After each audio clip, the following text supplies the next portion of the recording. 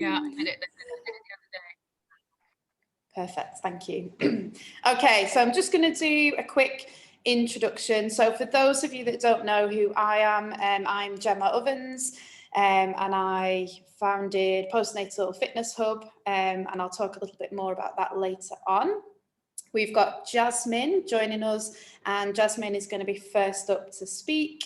We've got Lynsey, we've got Geraldine, and we've got Amira. So we're the five that are making up the panel for today.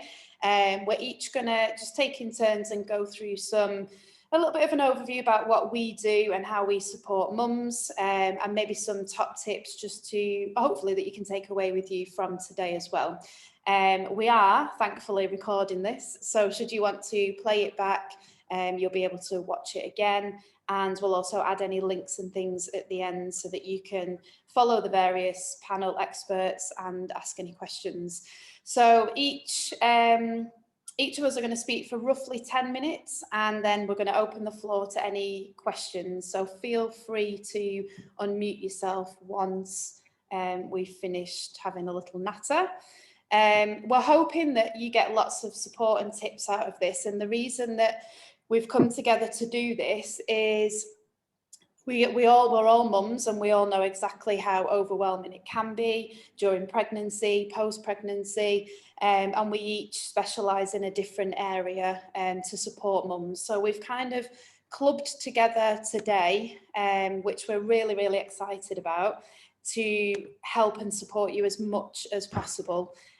So fingers crossed that's what you get out of today. Okay, so I'm just going to hand over to Jasmine. So I'm just going to make you the host in case you need to use the screen. Okay, Jasmine, over to you. Thank you so much, Gemma, and thanks for inviting me here today. It's great to be here with all of these amazing women. So I'm just going to share a little bit about, 10 minutes isn't long to Sorry, talk about. can I sit that side because I need to plug in on you. There's no plug. I'm just going to mute. Okay, got it. So yeah, I'm Jasmine Collin, and I am a pregnancy, birth and parenting mindset coach. So what this means is I help support couples as they prepare for their birthing experiences. I work predominantly with first-time parents, but I also have second-time parents, sometimes third. Believe it or not, I had a fifth-time couple on their fifth baby a few weeks ago, and they still found the classes and courses and information that I share with them useful. You'd have thought by the fifth baby they'd know what they're doing, but there was still so many gaps in their knowledge and their preparation. So my background isn't in birthing. Before I had my own children, I was a HR and training manager. And it was only when I was 33 weeks pregnant with my first baby that I kind of started exploring, different ways to prepare for birth. I think I was like most people at 33 weeks pregnant. I'd only ever heard terrible, negative things about birth. I'd seen the movies. I'd been told at Sunday school that women were destined to suffer in childbirth. And, that I had that set of beliefs as I was pregnant. And when people asked me what kind of birth I wanted, I was like, yeah, I'm going to have an epidural. I'll have a C-section, hopefully, if somebody tells me I really need one, because I felt that, I believe that the only thing down that road of natural birth was pain and suffering. And then somebody gave me a book, and I have all my books here. So if you're pregnant, this is my #1 book that I recommend. It's called The Gentle Birthing Method by Dr. Gowri Motha. And this book absolutely changed my birth, and it changed my life, because after reading this book, I decided to change my beliefs about birth. And I decided to prepare in a way that gave me a real trust in my own body and nature's way of birthing. And I went on to have a really beautiful, I'm not going to say it was pain-free, but I definitely found it transformational. I had a natural birth with my daughter. She was nearly born at home near Worthing. So Lynsey might know where that is. And we only made it to the hospital without 15 minutes to spare. And I don't even remember being in labor for that long. So the first 6 hours, I didn't even realize I was in labor. So to cut a long story short, by the time I got out of my birth, I realized that And that, you know, a lot of the midwives were saying, oh, you know, you're really lucky to have had a natural birth. And I'm like, I'm not sure if it was luck. I think it was something to do with the preparation, actually. I listened to lots of tracks. I changed my mindset. I physically prepared. I didn't do a class, actually. I just read that book, and that's how powerful a book can be. And I remember thinking afterwards, was it luck or was it down to preparation? So I then trained as a doula, and I supported a lot of couples in Abu Dhabi and Dubai as a doula, and I definitely noticed that good preparation was key to having a more positive natural birth experience. So I then trained as a hypnobirthing teacher.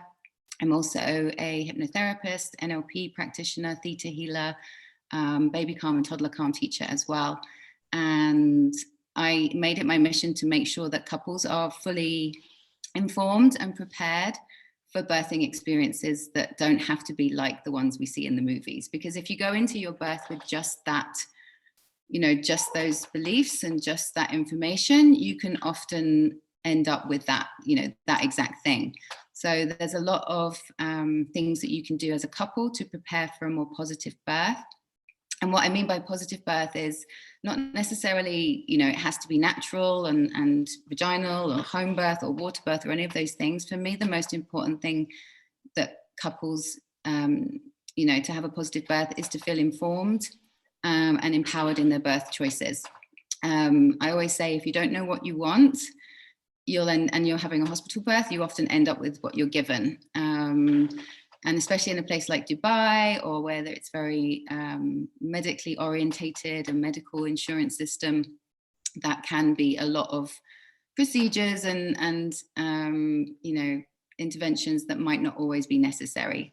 So the classes that I teach help couples to understand all of their choices and options, and it gives them a toolbox to be able to navigate any situation that they come across when it's, you know, for birthing. So the toolbox includes things like hypnosis, visualization, affirmations, breathing techniques. Dads get trained up to be like a doula, so they have lots of things that they can do to help the mother and feel really involved and confident in their birth, in their role as the birthing partner.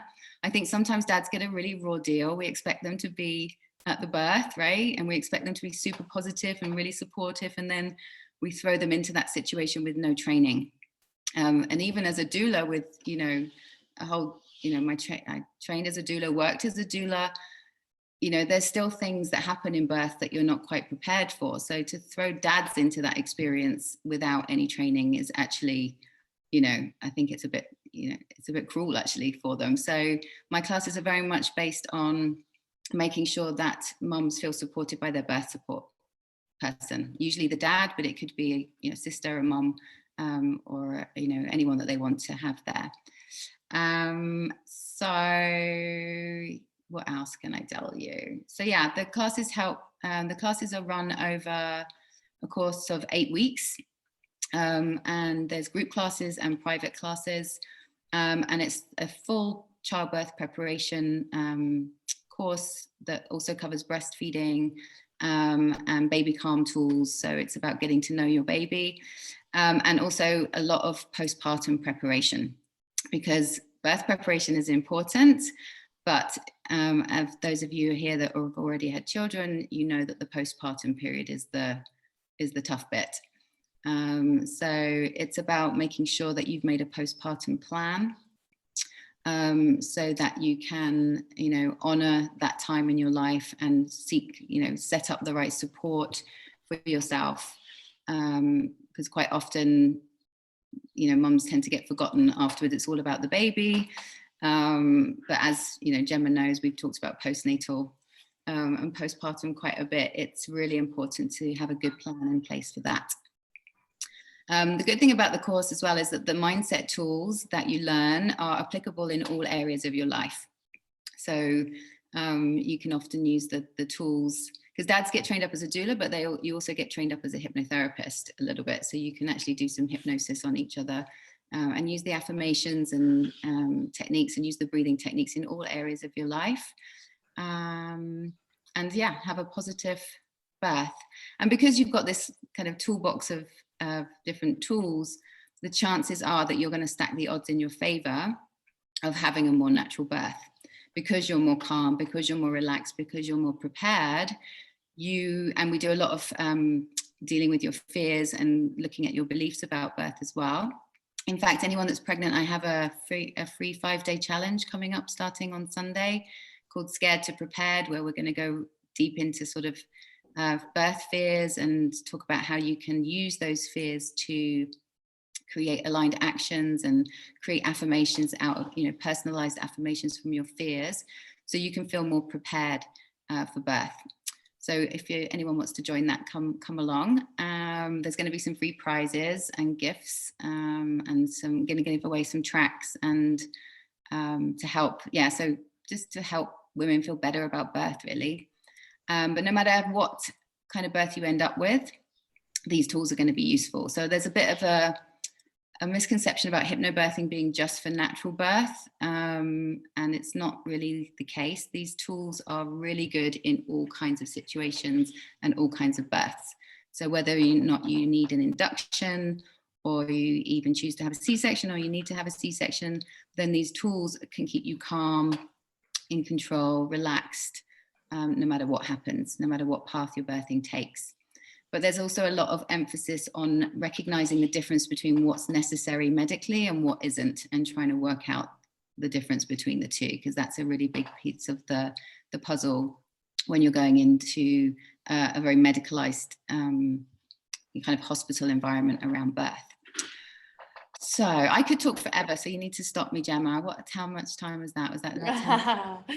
No, to be fair, I was just sat there thinking, and I know that I've said this to you before, that I was a little bit naive when I was pregnant with Pearl. I didn't realise how much support was out there for pregnant women, and I really, really wish that I did, because, as you know, I ended up having a C-section, and I actually, when I look back, that could have been prevented if I was working with somebody like you, because you could have took the anxiety out, which was there for various reasons. Yeah, and I'm just really glad that I do know about it now. But something that you said about the hypnobirth, excuse me, I was practicing my own hypnobirthing, just listening to pre-recorded things, and I did that a lot because I really did want to have that amazing birth experience. Unfortunately, that didn't happen. But those tools that I learned from listening to that pre-recorded came in handy when I was in the operating theatre, because I took myself to that place of relaxation. Just, it completely calms me down. So I completely agree that being as prepared as you can be just helps you have those tools, so that you're not as anxious should the birth take a little bit of a diversion, which, as we know, is very, very possible. So yes, really good to know that support's out there. Thanks, Jasmine. You're welcome. Does anybody have any questions that I can help you with? I have one, if it's okay. Yeah, go for it. Is that Sophie? So I'm only 15 weeks. Is it too early to start these sort of classes, or to start my birthing plan, or what age, stage do you recommend that I start planning? Mm-hmm. I think if you're here and you're looking for information, now's a great time to start researching and educating yourself about all the different kind of choices and options. One of my favorite things that I send a lot of my couples to listen to or read is something called the Evidence-Based Birth website and podcast. So for new, at your stage, I would probably be listening to those kind of things and just researching all your different options. My classes, you can start as early as 15 weeks. I would say starting, especially if a mum is particularly anxious, I would say start the classes as soon as possible, because the sooner we can address your fears and your anxieties and educate you and start getting you to believe in your body and to believe in yourself, and the better it will be for the rest of your pregnancy. one of the benefits of doing classes such as mine or other hypnobirthing classes is that it's not just about having a positive birth, it's also about having a positive pregnancy. Pregnancy is riddled with doubt, negativity, aches and pains and strains, and all of these things. It's a beautiful time, but I loved my my pregnancies. But I know a lot of women struggle through them. So I would say starting early so that you can benefit from the tools and the knowledge so that you can, have a pregnancy that you love and enjoy, then the sooner the better. You can start as late as, 32, 33 weeks. And the other thing I would say about the classes is the earlier you start, the more time you have to practice the skills and the tools. Hypnobirthing is a course. It's not like an antenatal class where you just learn information and then you go away and you don't do anything with it. It's a training program. So you need to practice the breathing. You need to practice the mindset tools. You need to practice relaxing and get really, really good at incorporating these tools into your daily life so that you can instantly calm down and reset with your breath, for example. So yeah, especially if you're particularly anxious or stressed or you have a really stressful life, I would start as soon as you can. So that was a really long answer. I hope that's answered your question, Sophie. Yeah, it has, thank you. I wouldn't say I'm particularly anxious at the moment, but I'm sure closer to the time I will be. It's probably more for my husband, to be honest. Mm-hmm. Be nervous? Yeah, this is our first child together. Well, both of our first child, so he seems a lot more nervous than I am at the moment. Yeah, is that about the birth or is that about fatherhood? I think it's about doing the right thing. At the moment, he has been very much not dictating what I eat, but very in control of, right, you have to have the right foods, we have to do the right thing for our child, and all about positive energy and not ever having an argument, even now before baby's even born. He's very just worried about everything, I think. Not necessarily fatherhood, but just bringing a baby into the right life and Mm-hmm. having the right nutrients and just doing the best that we can before they even arrive. Mm-hmm. Yeah, and that's wonderful that he's involved and he's already thinking about those things for sure. But yeah, if it's coming from an anxious place or a place of fear, then then it might kind of come across too much. So yeah, I mean, certainly starting the classes early for him would be great because it will give him more chance to integrate the materials and the knowledge and also start to feel good about what he can do to help and bond with his baby. But you've got a good, the fact that he wants to get involved is really, really good because a lot of dads, sometimes don't get involved until the baby's out. Yeah, thank you. You're welcome. Okay, any other questions? I've probably taken up loads of time, so shall I pass it back to you, Gemma? That's great. Thanks so much, Jasmine. Welcome. Okay, so next up we have Dr. Amira, and Dr. Amira is going to speak to us a little bit about breastfeeding and just linking that with exercise a little bit also. Amira, do you have a PowerPoint, a presentation? Yes, I have. I will show it now. Can you share? Is it allowing you to share the screen? Yes, okay. So the reason I've asked Dr. Amira just to link breastfeeding a little bit to exercise is because I've had a lot of mums ask that during the 6-week programme, is it okay to exercise whilst breastfeeding? What's the best thing to do in terms of support or when to breastfeed? So Dr. Amira is kindly just going to link her presentation to that as well as general breastfeeding support. So hopefully that's helpful for people. You okay, Amira? Can you enable screen sharing? I can't screen share. Why is it not letting me make you the host? I've done it. I just shared the screen. You have to Yes, press. it's okay now. Yeah, I just did it for you, Gemma. Okay now. Perfect. Thanks, Jasmine.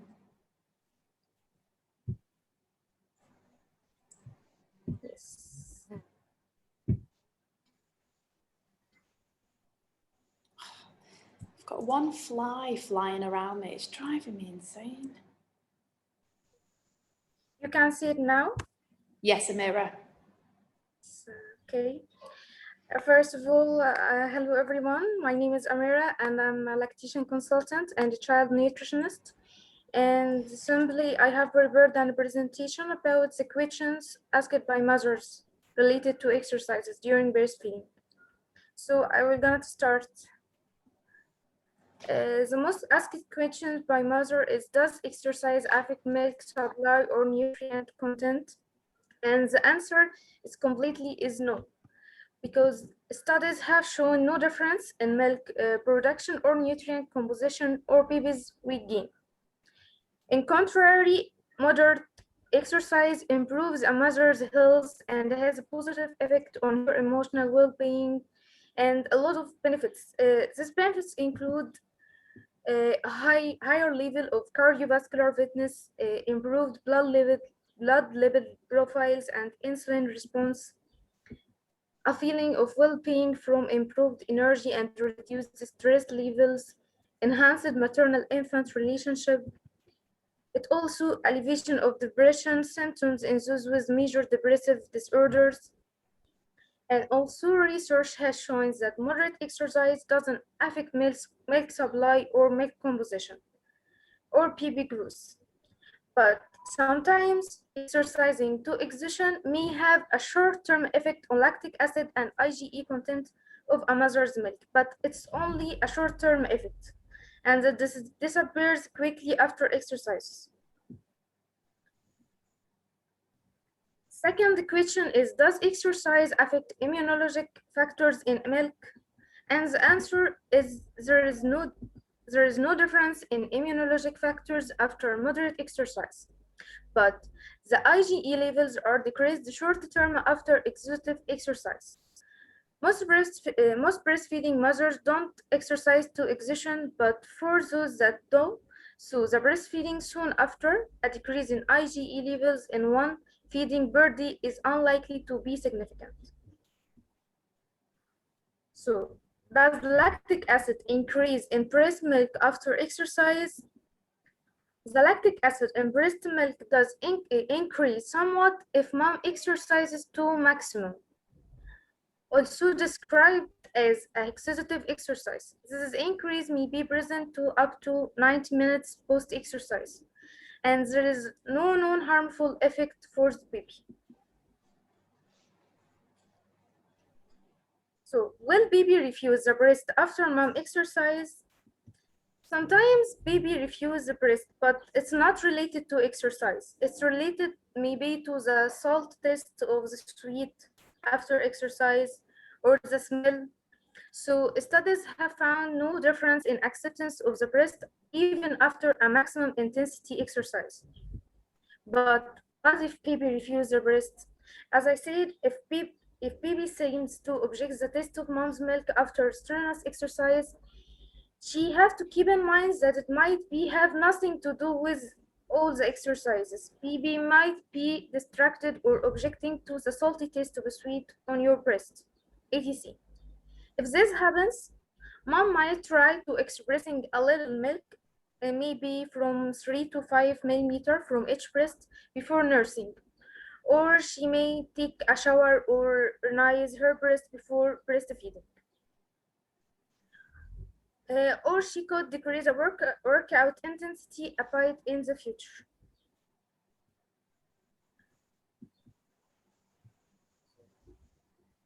When should mom start to exercise? Exercise, along with a balanced diet, is an essential part of healthy lifestyle. Light to moderate physical activity is safe and beneficial for breastfeeding moms. Plus, it doesn't affect the amount, taste, or composition of your breast milk.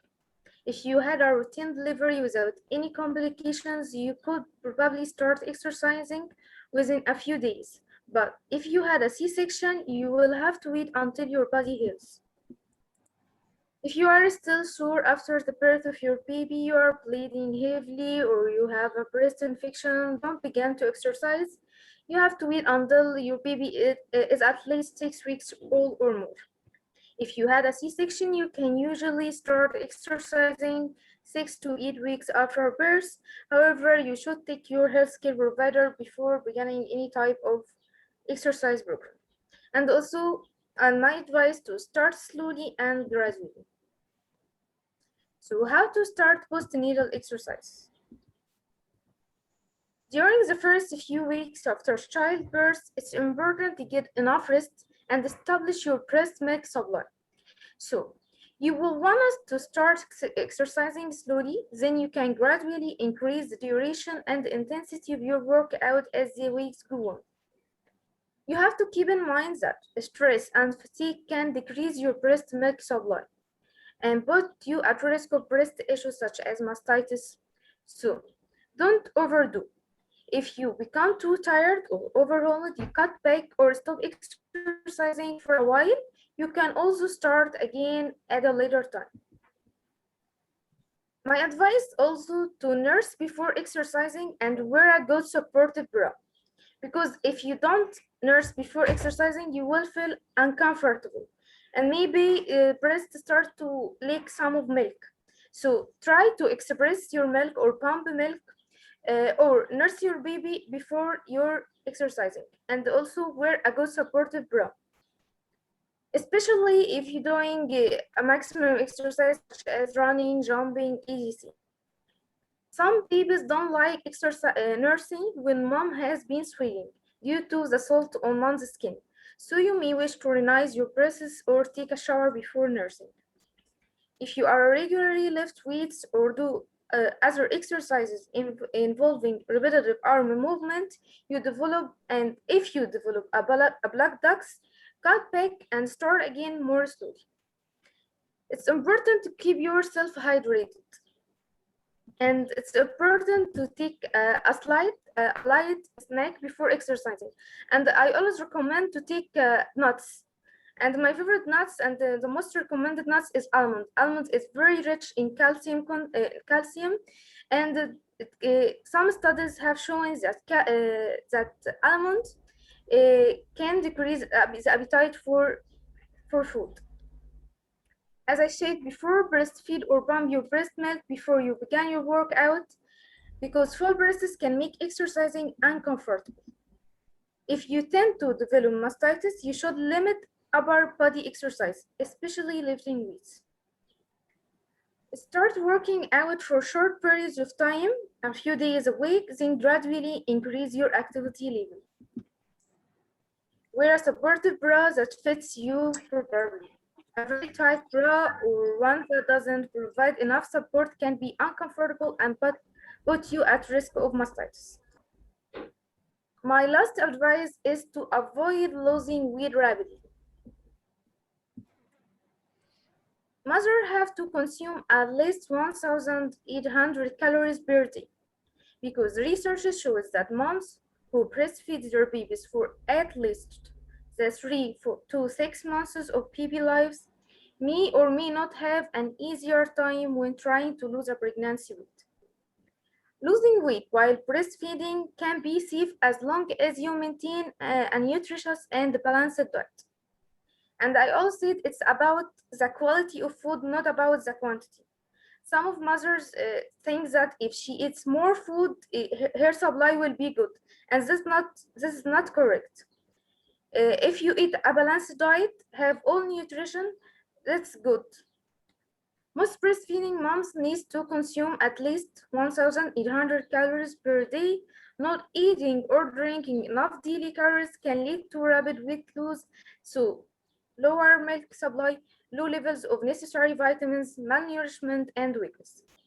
Especially in the beginning, the weight loss may be too rapid, and mom may need to add nutrient-rich calories for her own kitchen to meet the minimum calories per day. So I think some mothers think that if she do exercise, her milk will be sour. And this is caused by intense exercise as the increase of the amount of lactic acid in your breast milk. But don't worry, this doesn't make the baby unwilling to breastfeed, and it's not harmful for baby. Lactic acid disappears quickly from breast milk even after strenuous workout. As I said before, it's only a short-term increase. That's it. Thank you so much for listening. Thanks so much, Dr. Amira. I'm just going to see if anyone's got any questions before I just comment on that there. Anyone got any questions for Dr. Amira?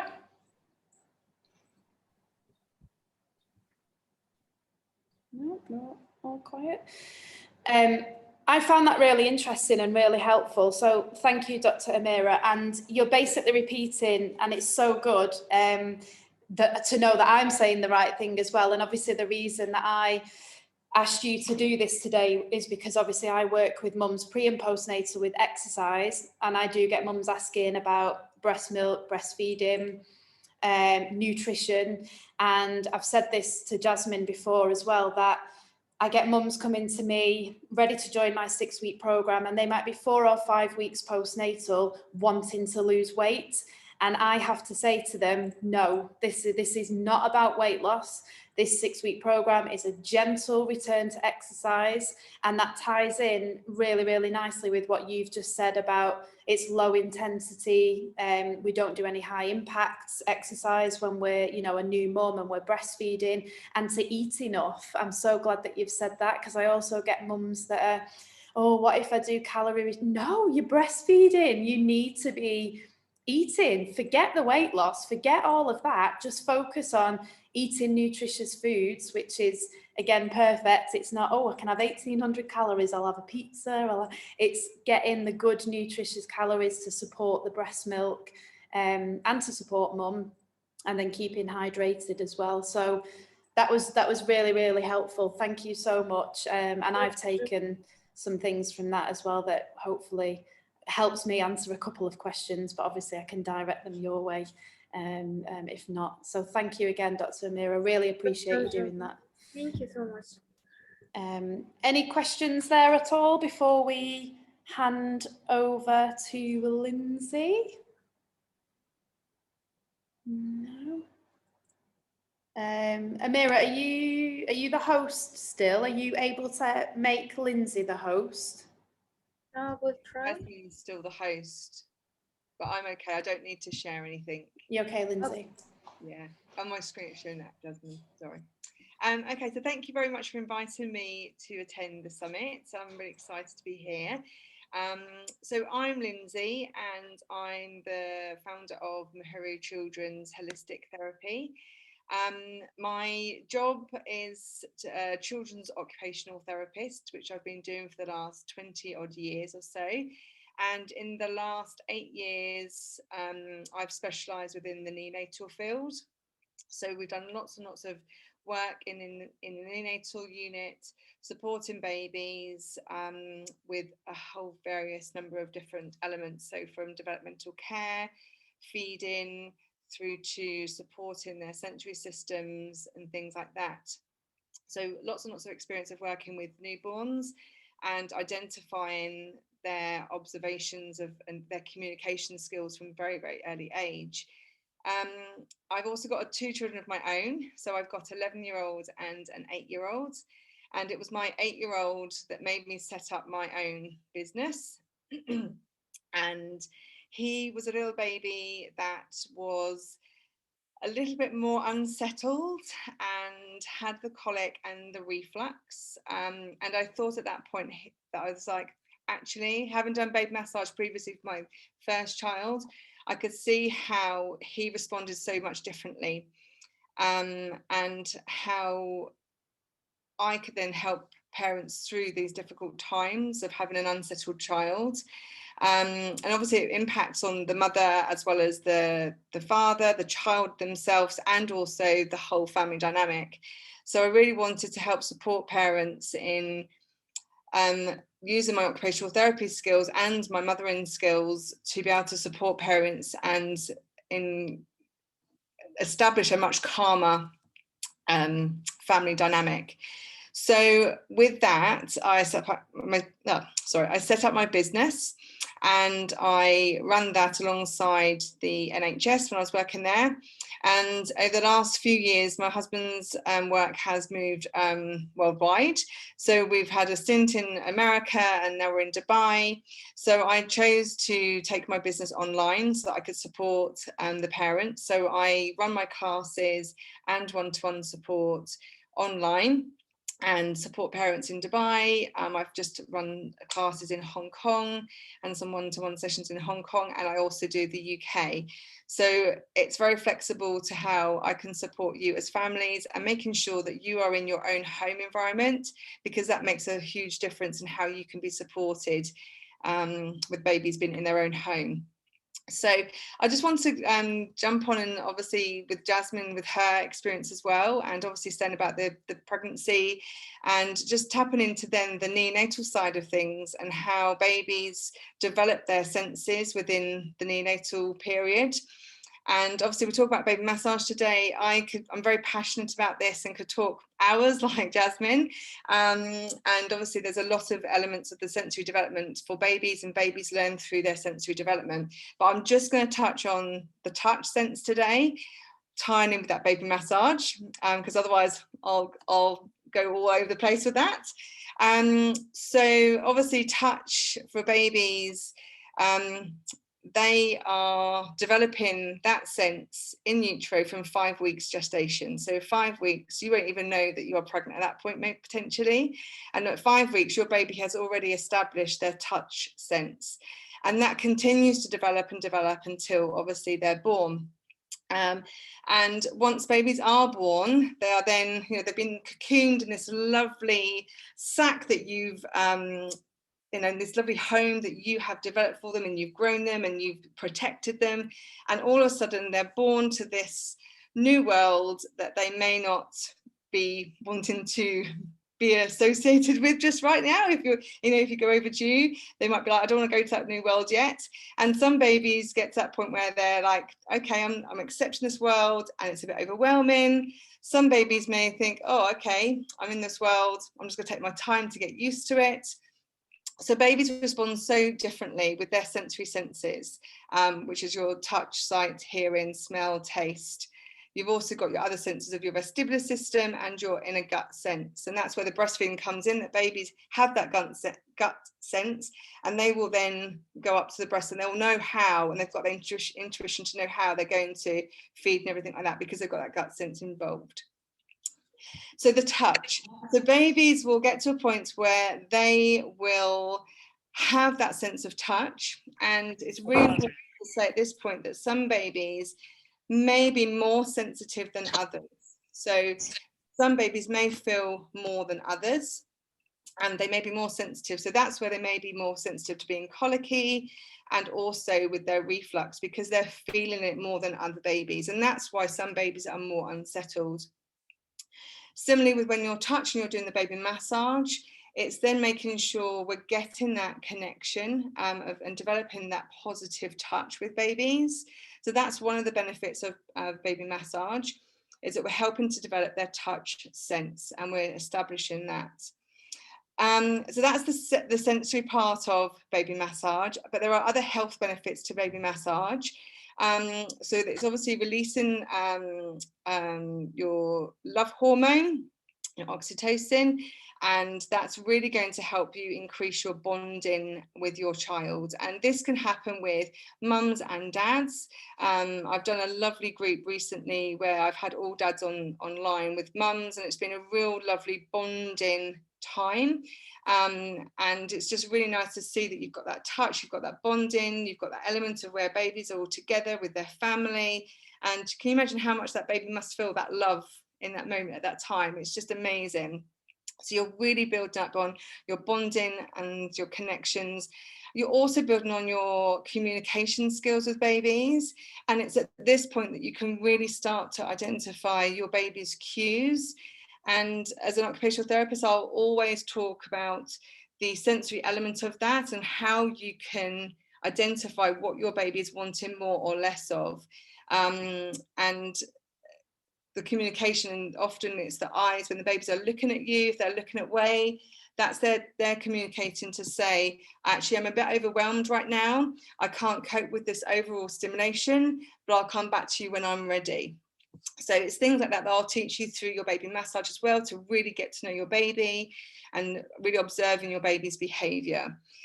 So communication, and also there's lots of health benefits to massage, from things such as colds and coughs, to releasing the tension within the sinuses, and even as adults, and if you're in pregnancy, sometimes your nose and your senses can get really blocked up. So the really nice thing you can do is just to literally go down your nose and across the top of your cheekbones here, and that will just take away any tension. I know in the UK there's been a lot of hay fever and things at the moment, and when you're pregnant, those can be actually worse for you, and obviously just having that ability to do that and release that pressure is going to really help. And that's the thing that we're teaching within the baby massage, that we're helping to release the tension of coughs and colds so they can breathe more easily. And also on the face, we're looking at the teething as well, we're helping to relieve pain as well. So the biggest thing that I will also teach in baby massage is around the tummy and the digestive system, and that's going to really help with the colic and also the reflux. It's just going through the motions, and I do offer those one-to-one sessions where we can really talk about the digestive system, and also linking that with those sensory elements of how babies tolerating certain things, and if they're feeding more than other babies. So the digestive system is a massive one that we look at, and also we're helping to develop the baby's development. So we're looking at their muscle tone, we're helping to increase their ability to open up their hands for fine motor skills. We're looking at the proprioceptive sense, which is our ability to know where we are in space and how much pressure we use to complete certain tasks. So it all helps with the tasks for when they are much older and adults, and we're helping to develop those skills from a really, really early age. And obviously we're looking at that tummy time, building up neck strength when we're looking at back massage, and that's really, really important. And also with the baby massage, we're looking at helping to calm down and reconnect their neural pathways that they've made to the brain, particularly if they have had a traumatic birth. Now, I know obviously Gemma said that we want to make sure that we're having a real smooth birth and that we've got a calm birth, and obviously there are situations where babies will have a more of a traumatic delivery, and this isn't where we've got alarms going off, or it's really difficult birthing or having to go for a C-section. It's even to the point where babies, if you've had a quick delivery and babies have come through really quickly through the birth canal, that can sometimes trigger trauma for babies. And particularly if baby's got a little bit stuck coming out, but you've still had a vaginal delivery and it's been a calm delivery. If babies have been a little bit stuck, then that again can cause a little bit of trauma to the baby. So when you're doing baby massage, you're helping to reconnect and calm them down, and to help build those neural pathways up to the brain to make sure they're nice and calm and they can manage and they can cope, and they can regulate their sensory systems. So I've gone very scientific in that. Hopefully it hasn't gone over your head, and I could talk for hours with regards to that.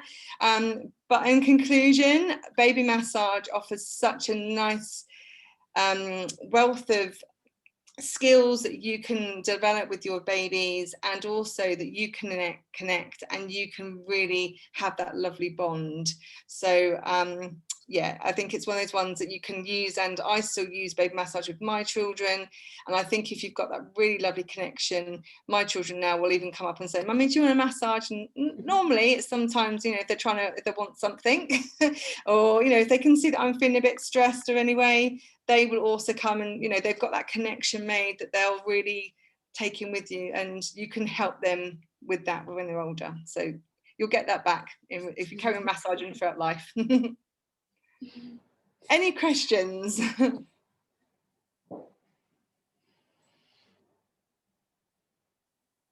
I would say just very quickly that obviously with the baby massage, that with starting that from, you can start that as early as possible if your baby is unsettled and they are having difficulties with adjusting to coming into the world.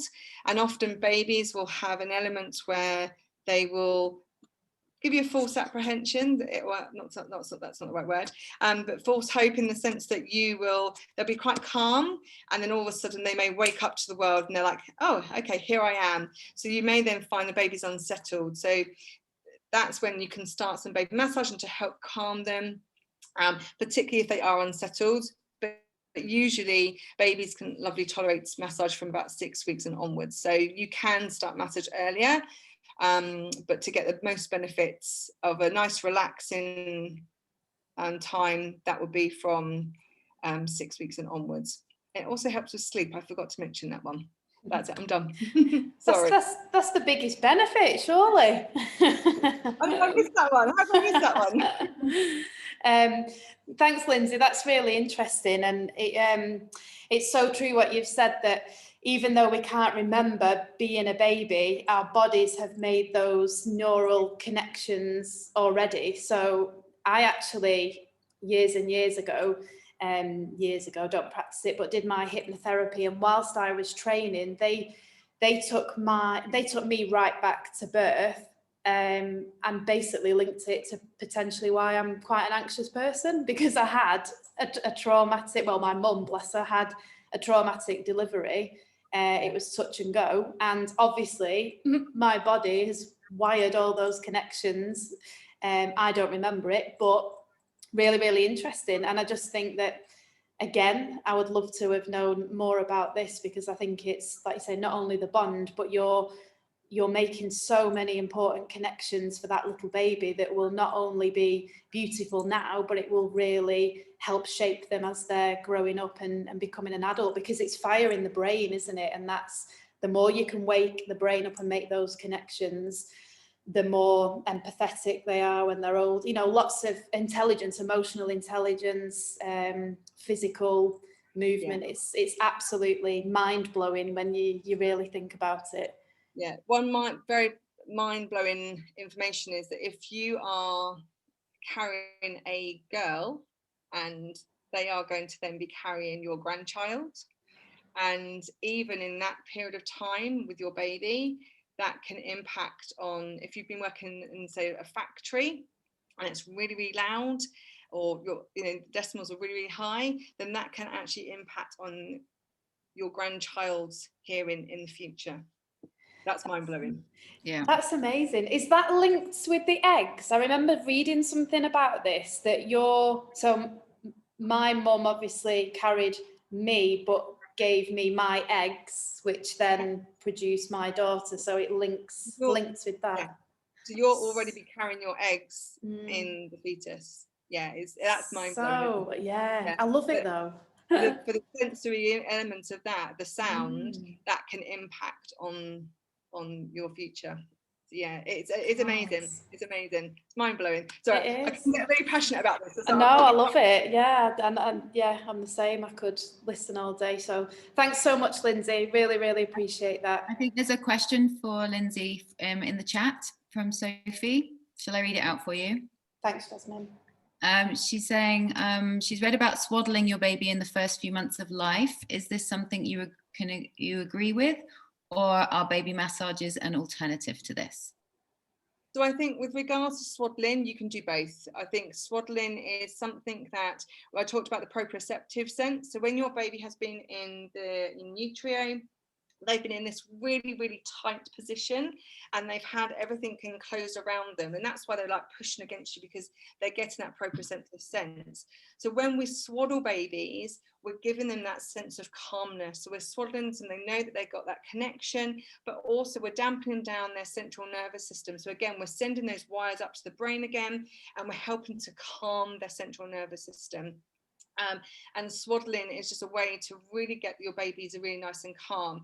So what I would say with babies is that some babies will like it and some babies won't like it. So when in utero with my two children, and the difference of them, I had my eldest who I used to play a game with, and I used to prod him and he used to prod me back. My youngest, who was the colicky refluxy one, I would prod him and he would be I don't like that, thank you very much. And it was a real difference. So you can start communicating with your babies in utero as well. So babies will have their own preferences of their sensory systems. So some babies may like to be swaddled and they may want to have one arm out. Some babies might want to have that complete encasement of being swaddled. And then some babies may want both hands out. So it's really looking at and try to identify what your baby likes and what they don't like, and really finding out their behaviour to their cues and identifying what they're wanting and what they don't like. So it's a bit of a game in trying to find out what they like, and sometimes as soon as you find out what they like, they'll go, I don't like that anymore, I like something else.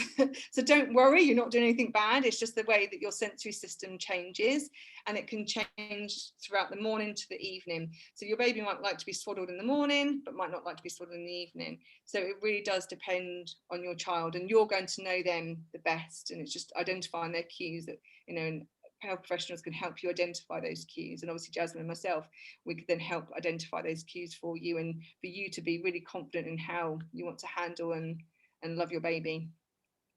Again, long answer to that, but yes, swaddling and baby massage, I would do both. Yeah, I was just thinking, even that tells you a lot about the personality, doesn't it? If they're wanting to stick their arms out. If I was just thinking back to Pearl, then it's a personality cue. Boy, wasn't it? So thanks, and thanks Sophie, thanks for the question. Hope that helped. Okay, if there's no more questions, then I'm going to hand over to Geraldine. Hello everybody. Thanks Gemma for inviting me this morning. I'm Geraldine. I help women to embrace anxiety at any point in their life, okay? So that could be through the perinatal stage, before birth, and maybe on the more extreme end of things compared to Jasmine. So I've had training in birth trauma and tocophobia, which is fear of childbirth. But my main thing is anxiety and helping you to embrace it. And, you know, as mothers, there's lots of myths about motherhood. There's lots of myths, from lots of pressure from society. There's lots of unsolicited advice. And that can, in new motherhood, that can leave us quite anxious, as well as the whole birth experience and, you know, the changing hormones, big life change, this responsibility that we have for a new life. And then mix that with the growing mental load that is being a mother. And, you know, anxiety can crop up for the first time in your life, and it can be quite a shocker. And there is much you can do, though, to control it and to take control back. So I'm going to just share some ideas with you today on that. So yeah, I help women to embrace anxiety. I'm just looking at my notes here. A thing to remember, even when you are in that anxious state, is that you are the best mother for your baby, no matter what, you know, even in that anxious state, because of some of the things Lynsey's mentioned, the bond, you know, the instinct, all those biological things. But, you know, there's much you can do to get yourself out of that state into a relaxed state. And as Jasmine was saying earlier, it is about practice, because it is, like Lynsey was saying, the baby's building neural pathways. You can train your mind to relax and to feel much more in control. So my approach is embracing anxiety, which, you know, it's really a reframe. It's flipping it on its head, because actually when you're in that intense state of anxiety and you actually don't know what the heck to do, the first step is to accept it and acknowledge that you are feeling that way. So I'm just going to share, if I can, I don't know if someone can help me, just a couple of slides. I'm not going to kill you with the PowerPoint. Just see, can I share? No. How do I make myself a host? Jasmine, are you still the host? Yeah, I don't think you actually have to be the host. You can still share your slides, Geraldine. I've made it that you can. Oh yeah, share screen. Oh, thanks, Jasmine. Yeah. Right, so just a couple of things to share with you. I hope you can see that. Yeah, I mean, if you're not aware, anxiety it's not just about thoughts. You know, if you've ever had a panic attack, you know, your body is involved, physiological responses. You get sweaty palms, you might get your heart beating really quickly. You notice that. You might feel that rush of adrenaline in your legs, jelly legs. And it's a cycle between your body, your thinking, your feelings then, you know, are on the anxious side, of course, and then your actions. You might start avoiding situations. I run a group called Embracing Anxiety for Women UK, and there was a lady on that I was speaking to on the messaging the other day, and she was saying, you know, I just want to feel normal again. I used to take the kids out on big adventures and we just used to go, but I'm just avoiding that at the moment. And, you know, whilst that is horrible to experience, my message to you is you can embrace that anxiety. You can, you know, it's an empowering message I've got. You can learn yourself to overcome it, to deal with it and accept it to begin with. But then, you know, as you build in tools and techniques, it will lessen and lessen and decrease, okay? So this is my main approach. Yeah, there we go, symptoms of anxiety, just ignore that. So why embracing? Why do I say embracing anxiety? So it's an empowering approach. There's no more fighting, battling, putting up with. You don't have to put up with it. You know, you don't have to fight it. In that direction, you know, more and more of the same lies. It's not going to help you to try and figure it out and to try and fight against it. The main thing is to shift your perspective, and, you know, hypnotherapy can definitely help you with that. Meditation can help you with that. Listening to some guided visualizations can help you with that. Relaxing can help you with that, because the relaxation response and the anxious response cannot coexist. So if you decide to put your mind to relaxing and really stimulating that response inside your body, that will dampen down the anxiety, hands down. So yeah, you need to practice acceptance of the anxiety, accepting that you've got it, going about your business gently and calmly, even with that anxiety there in the background. Things like doing puzzles, if you've got time with your baby, I'm not sure, but, you know, things like that. I used to play mahjong on the computer. Stuff like that will use the logical part of your brain, so dampen down that anxiety response. But there's other stuff that I'll mention later on. Yeah, it's a perfect foundation for change, is embracing anxiety. You get to the stage when you're embracing it and accepting it and easing it through relaxation techniques, that you actually will the anxiety to come, so that you can practice what you've learned. And it's a prime opportunity to do that, because how do you know that what you've learned in the way of relaxation, meditating, whatever works for you is going to work if you don't get a chance to try it out? So strategies then for easing anxiety. Stop the share now. Yes, so strategies.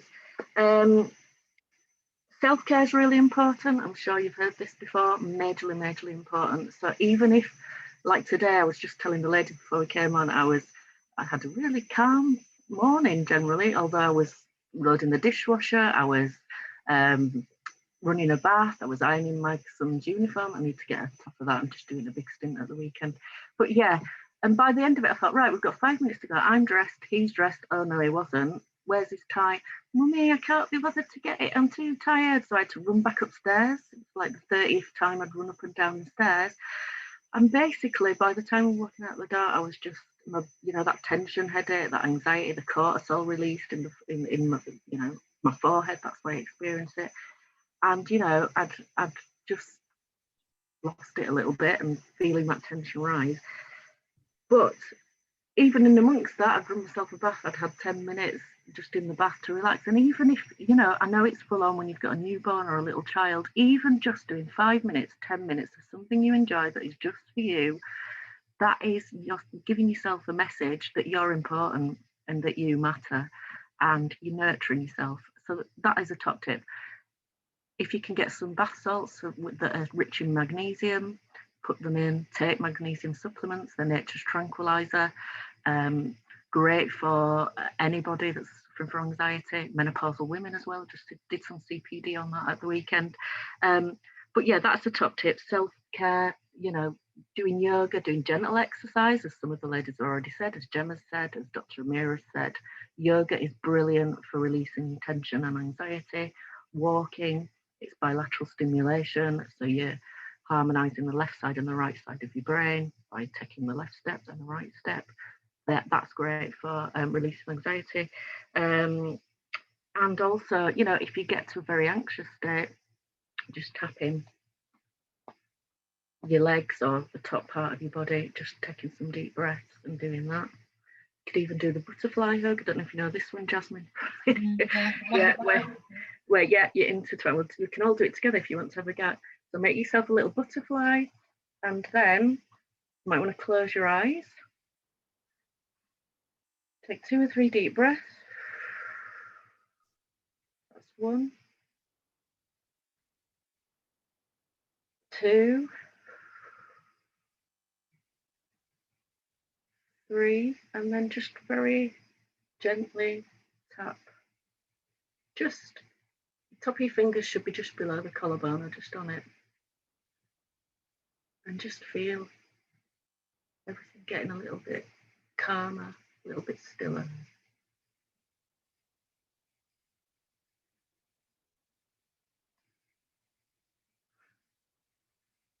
And that's one to do, maybe if you grab yourself 5 minutes in the toilet, your baby's safe or your young child's safe, and you know, you may be starting to feel that anxiety rise. Just close your eyes and go inwards and do the butterfly hug. It's really good for, well, it's been used in the past initially to treat PTSD sufferers. So there's that. How am I for time, ladies? I've not going all right. Another thing to do is, this is really good, I've been practicing this myself lately, is the jaw drop. You know, if you feel yourself waking up feeling anxious because you're getting your sleep interrupted, and although, you know, you're feeding and that sort of thing, but you're worried about your anxiety, the jaw drop as you're going off to sleep, or you're just wanting to steady yourself, just drop your jaw and drop it some more. So let's have a go at that. So you look like you're catching flies, by the way, but and because our jaw is linked to our vagus nerve, which is massive nerve that is, you know, our operating system for our body, basically. It helps us to breathe, it kind of operates and controls breathing, but it also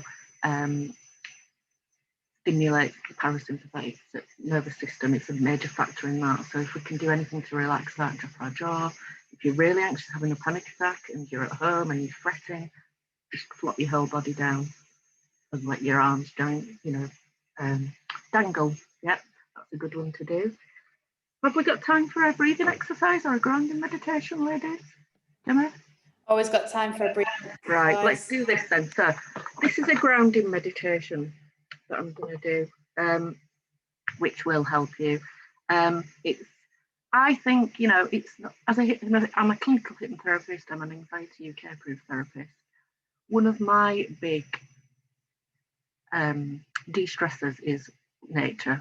Okay, going out in nature, going for walks, being in a green space, being able to see for miles. That's our natural state. We weren't born into living in cities, living in concrete places. Okay, and it's really, really important, and that can just reset things. So I'm going to do you a little grounding meditation, which will slow your breath. You can close your eyes, and you will be in the forest. Let me say. Okay, so get yourself comfortable, and begin by sitting and relaxing, and just close your eyes.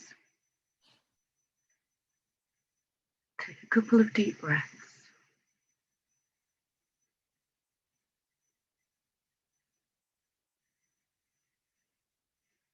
And just take a moment to just focus on your breath.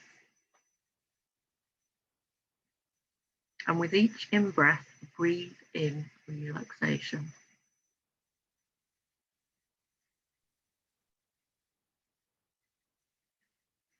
With each out-breath, just let go a little bit more.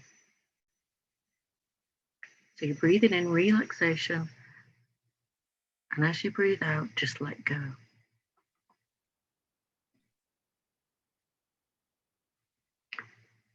So I want you to imagine that you were standing in the forest.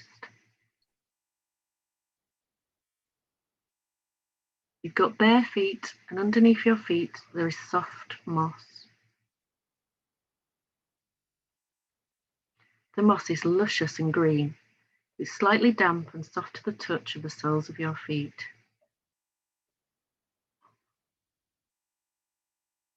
Really imagine that now.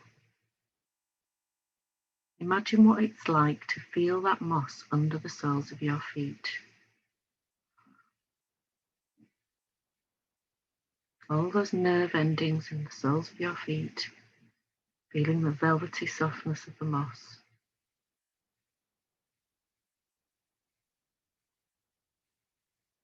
Imagine yourself standing in the forest with the trees.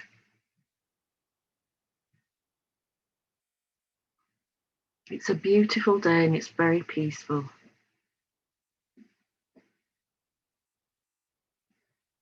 You can hear some birdsong, maybe a gentle buzz of some bees.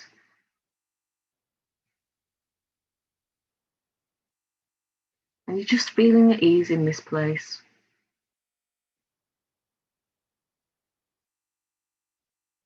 And what we're going to do is find our own roots, our own rootedness at this time.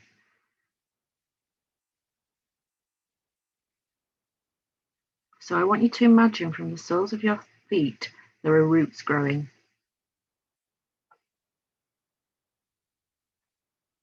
Now these are energy roots. They contain the energy that flows through you, that flow through the earth, but they're also roots that can draw up energy from the earth.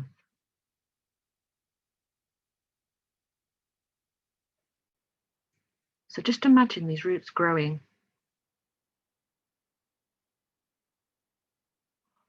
And as they grow, they push through into the earth. They push down through the moss, through the earth that's all moist underneath. They perhaps pass some of the tree roots, maybe some rocks, maybe some underground water. And your roots keep going deeper and deeper into the earth.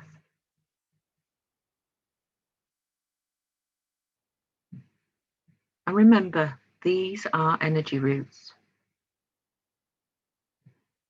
So you can feel connected energetically to the earth as your feet grow your roots and very, very deep into the earth.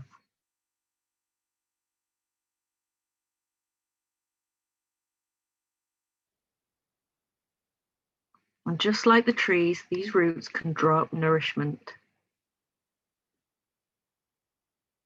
They can draw up everything that you need from the earth to feel energized and well, calm and relaxed.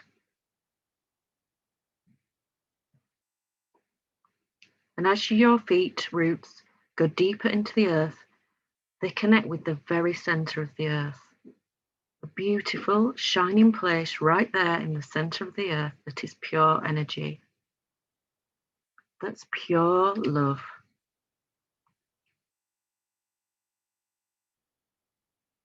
And now you can be in energy exchange with the earth through your roots, drawing up what you need and sending love back into the earth.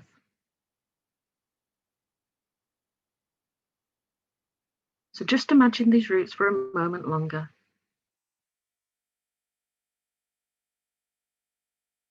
Imagine that you're receiving everything you need from the earth.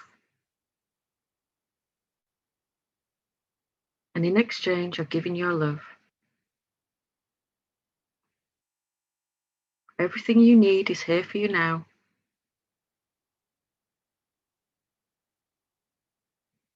And when you're ready, you can just gently draw your energy roots up.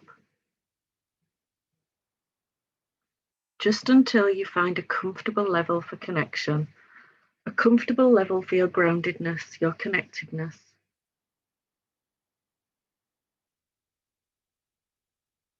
And remember, you can do this practice anytime you're feeling scattered or you've lost your center, anxious, on edge, very tense. Just come back into your body, imagine your roots connecting with the earth. Imagine receiving all the nourishment and energy you need. And then go about the rest of this day knowing that you have received and you've given love. So this is just a very brief practice. You can do in the morning when you get up, you can do it in the middle of the day, or if you like, you can do it before bed to feel that connect with Mother Earth again, feel that groundedness, that centeredness. Remember, this energy exchange is all part of nature. We give and we receive all in equal balance.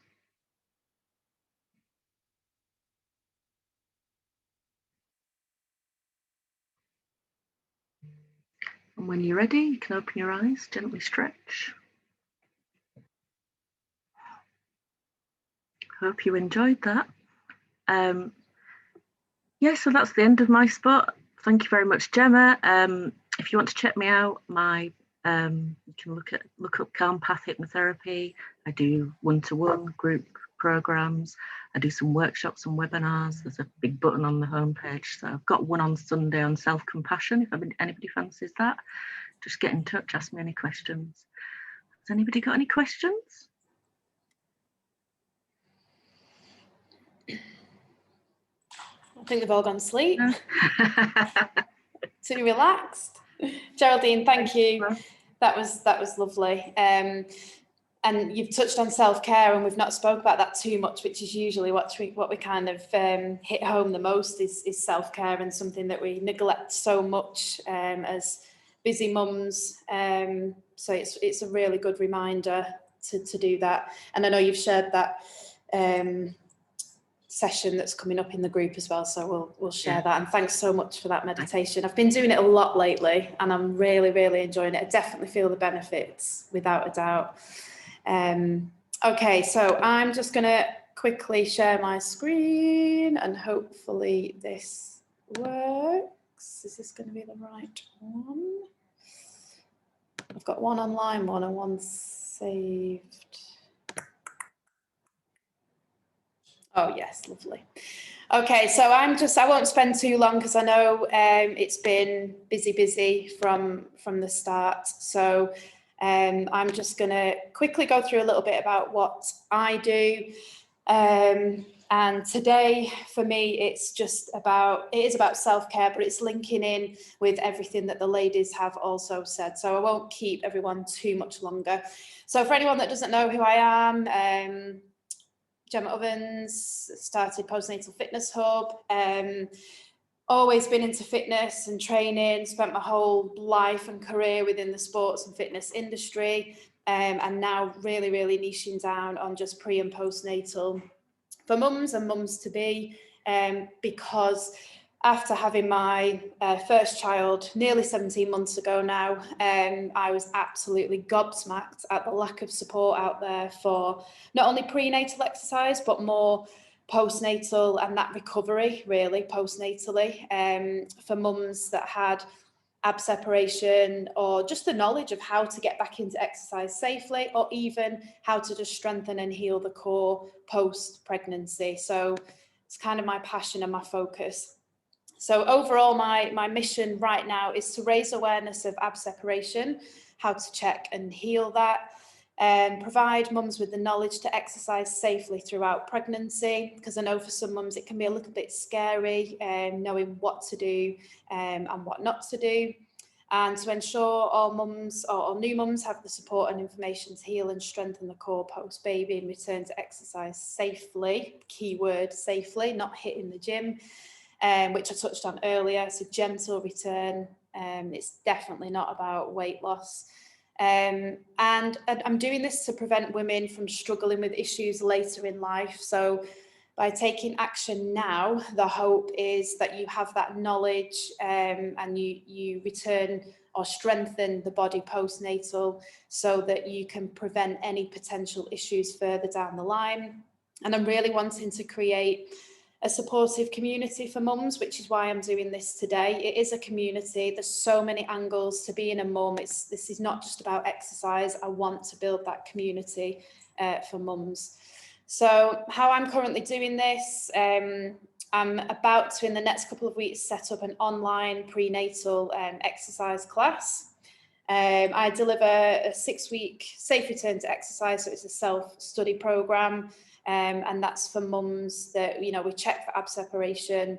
We gently start with some stretching and breathing exercises. We do some bodyweight exercises. We focus on posture and realigning the body, because the body goes through so much during pregnancy that post-pregnancy we almost need to learn how to breathe again, believe it or not, resync everything.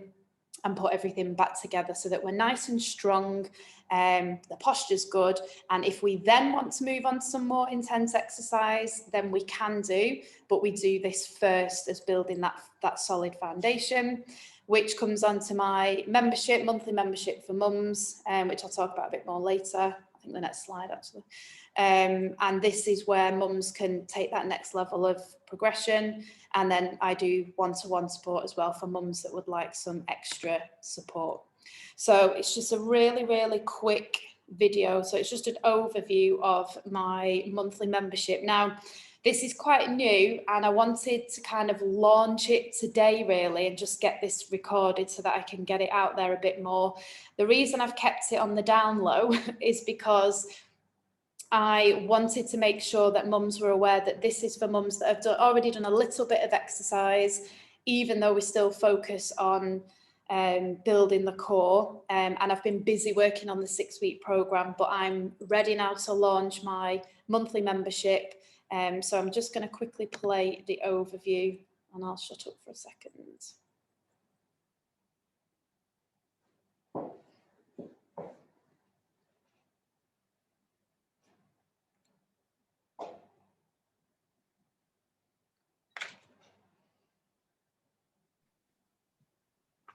Gemma, I can't hear that. I'm just letting you know, so I don't know if other ladies can.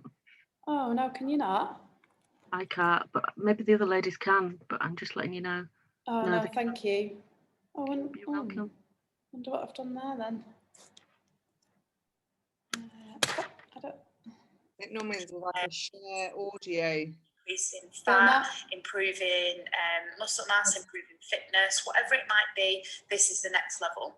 We still focus a lot on core strength. We still incorporate that 360 and vacuum breathing, that if you've done the 6-week program, you'll know exactly what I'm talking about. So there's a lot of focus on building that core strength. So it's not a full-on HIIT session. We're still gradually progressing and building that fitness. It's also a community, really wanting to build a community of mums, and we'll spend 5 or 10 minutes having a natter at the start and the end of the programme, just having a chat about how things are, and you get that access to me twice a week through the live sessions as well. So if you've got any questions about nutrition or exercise, you have that contact with me. If you can't make the 2 live sessions, then you're able to catch up with the sessions, and there's a full bank of workouts that are already pre-recorded. There's even more in the backlog there. So if you did join the membership, you've got access to all of those workouts. So you can be working out 4 or 5 times a week if you'd like to. I'm also working on masterclasses. So I'm using my knowledge to just build various masterclasses based on nutrition, based on fitness, based on how the body works. And I'm open to suggestions for that as well. And I also have some lovely guest experts that have joined me in the membership and provided some amazing value, and that will continue to build. So if you're interested in the membership, just drop me a message.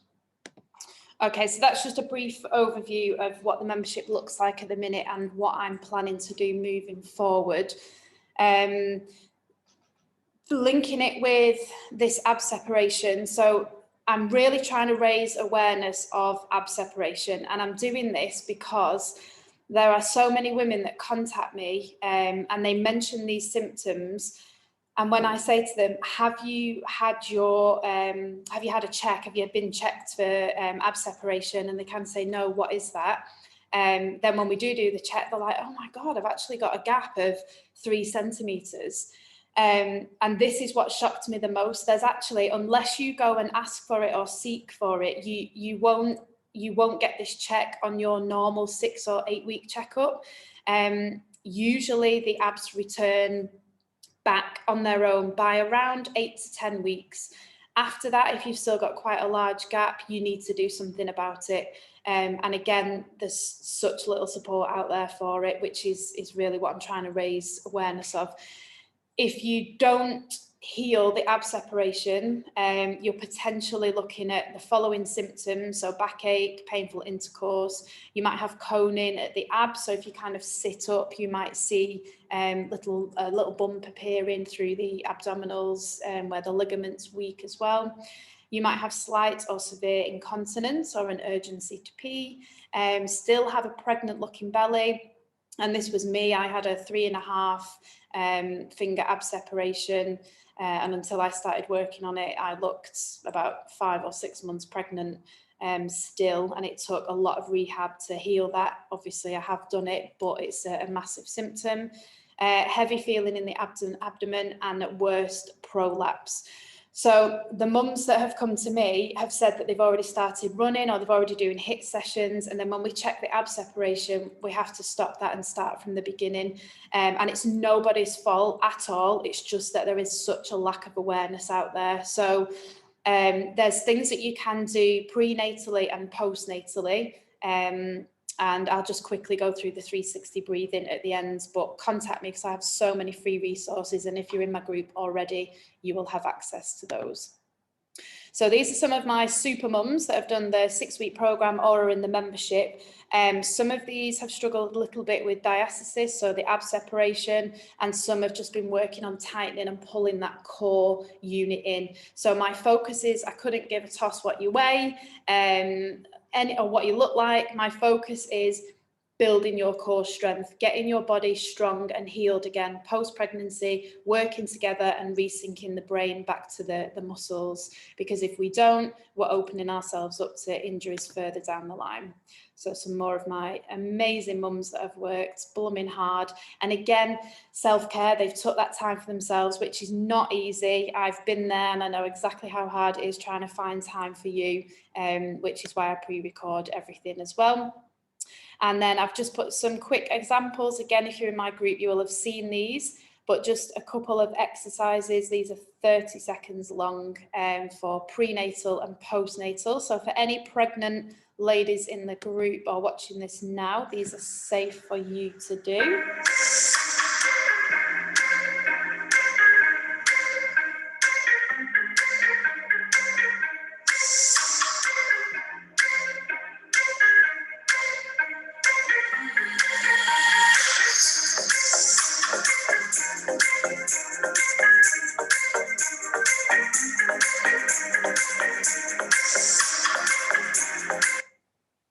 So prenatally, the aim is trying to keep the body as strong and the posture as good as possible. And obviously, as Dr. Amira mentioned earlier, the benefits of exercise for you and the baby are amazing.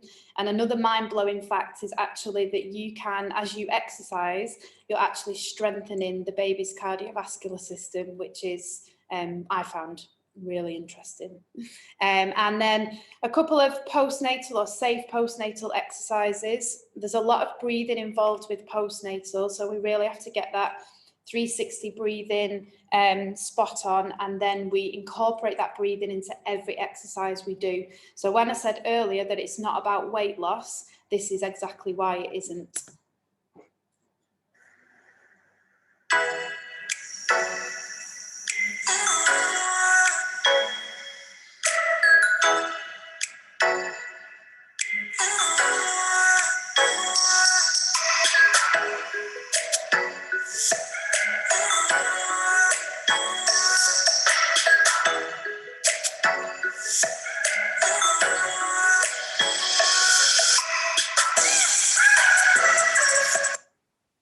So it's slow, it's controlled, and it's focused on the breathing and the core engagement as well as the posture. So what I'm planning to do, if anybody's interested in the membership, I'm offering, only for the next 2 weeks, a free trial of one of the sessions. So I'm going to focus just the next 2 weeks. So if anyone would like to book in one of the free sessions, get in touch. If you can't make the live sessions, they're 11 a.m. UK time, 2 p.m. UAE time, then I will send you a link so you can have a copy of one of the pre-recorded sessions, just so that you can get a feel of the exercises. So there's 2 sides really to what I do: the 6-week program, and that's self-study, and that's for any mums wanting to return to exercise or strengthen the core. And then the next step on from that is the membership session, and that's increasing the intensity slightly, but still focusing on that core strength. and they're my links, which I will pop into the group later on. So just overall then, exercise is obviously my area of expertise, something that I'm really, really passionate about, and something that I really want to help mums to be and new mums with. And I really want to make sure that new mums are aware of how to make that time for them for self-care, but also how to do it safely. It's just so important, and healing the body so that you're doing the best for you, because it is about you, so that later in life, you know, you're preventing those issues. And we just focus on how to pick the baby up correctly, either with a deadlift technique, how to come up off the sofa into a nice squat. So silly things that you can take into day-to-day life that make a big difference. So I'll leave it there and stop waffling, because I know it's been quite a long session with information overload, but I will open it to any questions. So if anyone's got any questions for me or any of the other ladies before we put an end to the session, then feel free to jump in.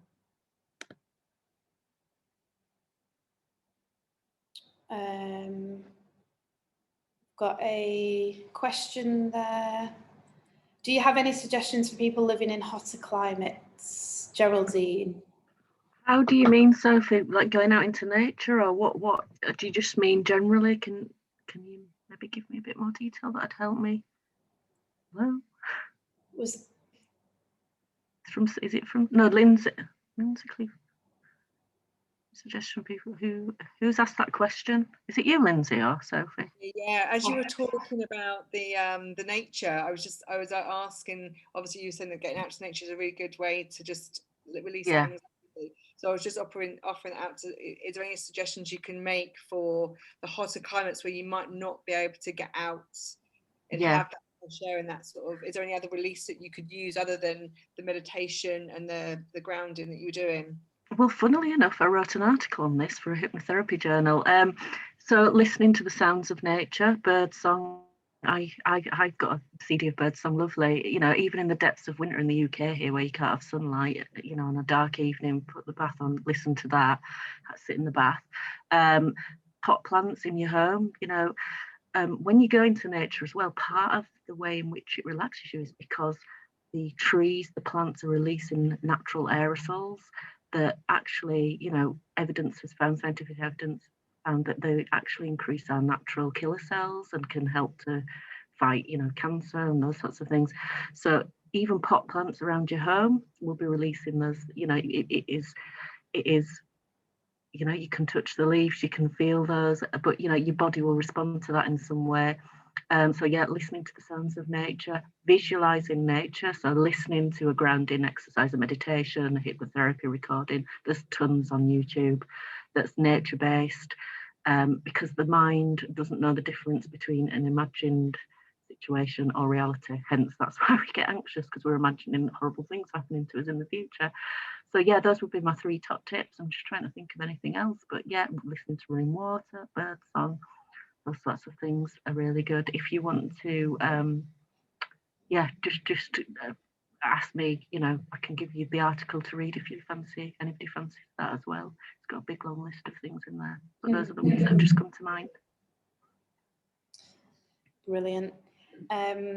Okay, if nobody's got any questions, I'm just going to say thank you so much for everybody that's joined us today, particularly the lovely ladies that have presented.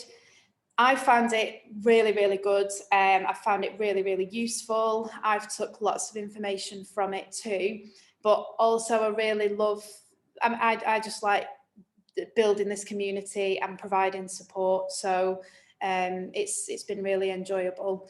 So thank you very much, everyone. What we'll do is, this has been recorded, so we will share it, post it, and we'll also pop everybody's links underneath, so that if anyone wants to contact any of the ladies or find out more information, then we will pop the links underneath so that you have access to that also. And if anyone wants copies of PowerPoints, then just ask, and I'm sure we'll be happy to share those as well. Ladies, do you want to add anything before we leave? Can I just say thank you so much, Gemma, for organising an amazing event. So thank you for having us, an amazing job. For me, just to everybody who's pregnant and wants to find out more, there is a free relaxation MP3 on my website that you can download. Really, really good for relaxing. And I have that Scared to Prepared challenge coming up next week as well. If anybody's keen to find out more about that, then you can find me on my Instagram or my website, jasminecollin.com. But yeah, thank you, Gemma, for having us. No, thank you, Jasmine. Really appreciate everyone's time. Thanks, Anna. There, my husband must see this recording. Thank you. Yes, definitely, Anna. Pop it on the TV. Well, we're going to put it onto YouTube, so you can put it on the TV. It can be your nightly viewing. You're very welcome, ladies. Thanks for your comments there. You're very, very welcome. So I'll end it there. Thank you so much, everybody. And I will pop the recording up later on today. So feel free to leave when you're ready. Thanks, everyone. Thank you, Gemma. Goodbye. Thanks. Bye-bye. Thank you. Bye-bye.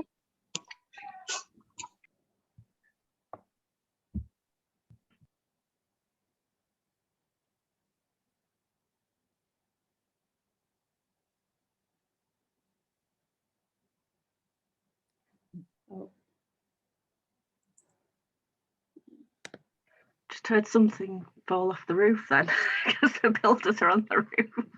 Are you all right? He said, yeah, but I think something.